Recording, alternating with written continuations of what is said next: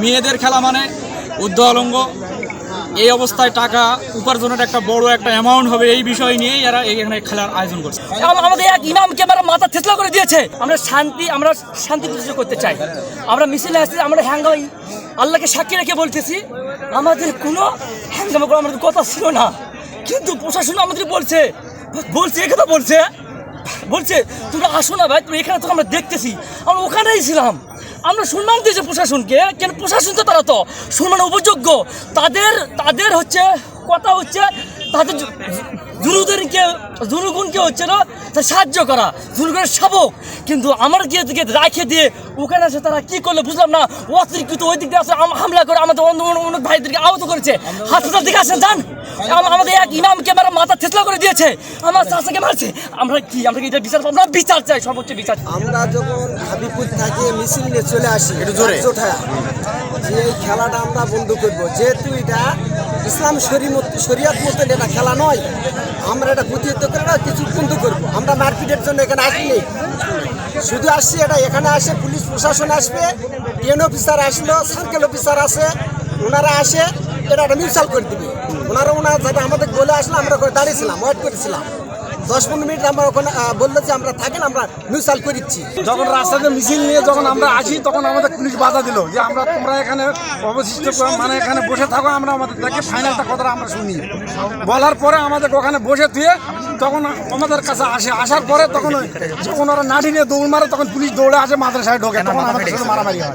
এটা টাকা ইনকামের জন্যই আজকের এই আয়োজন। তো মেয়েদের খেলা মানে উর্ধ্বলঙ্গ, এই অবস্থায় টাকা উপার্জনের একটা বড় একটা অ্যামাউন্ট হবে, এই বিষয় নিয়েই এরা এখানে খেলার আয়োজন করছে। আর বিভিন্ন দিক থেকে ফেস্টুনি দিয়ে বা বিভিন্ন ব্যানার দিয়ে ঘিরছে, যেখানে যেন ভালোভাবে আয় হয়, যেন বাইরে থেকে কেউ কিছু না দেখতে পায়। অবশ্যই তারা টিকিট কেটে ভিতরে প্রবেশ করবে। এটাকে আপনি কিভাবে দেখছেন? এটা আমি মূলত দেখছি এটা একটা জুয়া খেলার মতো। জুয়া যেমন নিমিষের মধ্যে অনেক টাকা ইনকাম করা যায়, তদরূপ এটাও এরকমই যে জুয়া খেলার মতো অনেক টাকা ইনকাম হবে এখানে। এর জন্য আজকের এই আয়োজন। এতে করে ঘটলো যারা এখানে অশ্লীলতাকে যারা বিচ্ছিন্ন করতে চাইলো, তারাই উল্টা মার খেলো এখানে আসার পরে।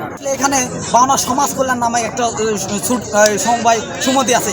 আসলে ইদানিং সমবায় সমিতি নয়, সুদের একটা কারখানা বলা যায়। এরা এই সুদের কারখানা থেকে এখন সমবায় সমিতি নাম করে এখন একটা খেলা দিচ্ছে। আর এখানে স্থানীয় কিছু হচ্ছে দলীয় কিছু প্রভাব আমি বুঝতে পারতেছি আমার জায়গা থেকে, যে বিরোধী দলের কিছু প্রভাব, যে তাদের হয়তো আশকারাতে তারা এই খেলাটা আবার চলমান রাখছে।